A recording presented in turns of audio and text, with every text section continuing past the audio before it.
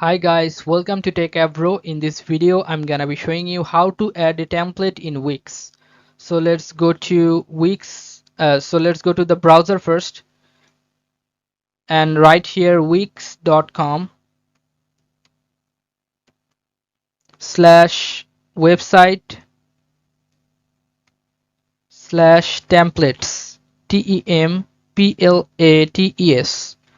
Now hit enter. Now you can see the template all over the template here, premium and free template. Choose your category of your template. I'm choosing the travel and tourism one. So click on this travel and tourism and you'll find all of the templates here. Just to choose your template like this and click on edit.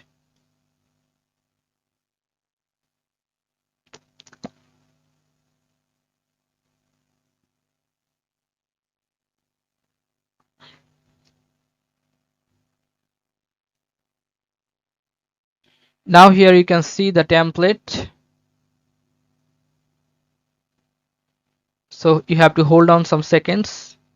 It is creating content. You can see the add elements add section or here. Now if you click on this publish, your content will be this website content will be published in your website.